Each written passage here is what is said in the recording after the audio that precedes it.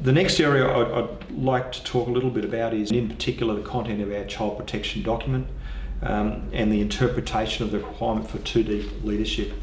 The document identifies that 2 deep is the preferred minimum standard for the number of adults involved in a youth activity. So it doesn't go to the concept of ratios, it just says that we need a minimum of 2 adults. So 2 adults can be a leader or 2 leaders. It can be a leader with a adult member. It can be a leader with a youth program supporter. It can be a leader with a parent. So it doesn't matter, it's 2 adults supporting them.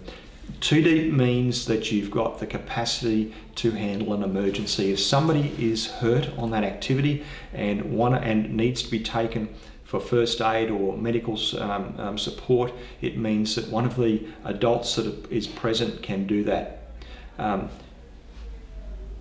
The document talks about then documenting if we don't have 2 deep in place, and that would be the case where a leader has left for a medical emergency for one of the youth members. But it's not a process that you use for planning an event. So you plan an event to have 2 deep, and then if something happens, you may go back to 1 leader, and that's when you document what has happened. So 2 deep needs to be planned. So do not plan an event unless you achieve that 2 deep leadership. I think that's the first point. The second point is there's always going to be circumstances when there is only 1 leader available. So at the start of a meeting or the end of a meeting or start of an activity, end of an activity, there may only be 1 person present, and quite likely there will always be only 1 person present for a period of time, and there'll be youth members there. So the secondary approach is to not put yourself in a compromising situation while you're there on your own. So that means not dealing with an individual youth member behind closed doors. If you need to speak to somebody, you do it out in the open. Perhaps out of earshot, but you do it out in the open.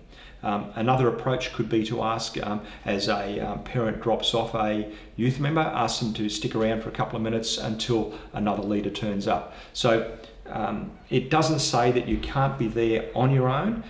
It just says that you need to make sure you avoid putting yourself in a compromising situation. Another example could be in, say, a canoe or a kayak or even a glider where there's only 2 seats. So you cannot have 2 deep approach there. It's got to be a single leader with an adult, but again, you don't put yourself in that compromising situation. And the other area that people have been talking about is with motor vehicles. We are heading down the path of the youth program supporter having a blue card, which means that there should be the driver of a vehicle that's transporting youth members to an activity or whatever will have a blue card. The issue then is to avoid compromising situations, because you're not going to achieve a 2 deep approach within the car because we can't afford, the cars aren't big enough for that number of adults with the children.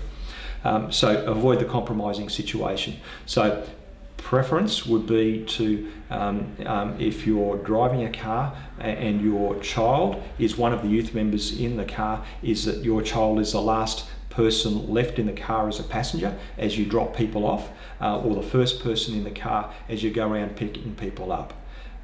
So that's one approach. Another approach is to get verbal approval from the parents of the children or the youth members that you're going to be transporting. If you're not able to achieve that arrangement where your child is the first in the car or the last in the car, depending on which way the transport arrangements are going. So verbal approval from the parents that they acknowledge that you are going to be the sole adult in the vehicle with the youth members. So I hope that addresses some of the concerns. I think it's a workable policy. If there is anything outside of that people want clarification on, please get in contact with us, and happy to provide that clarification so that you're comfortable in what you're doing. Thank you.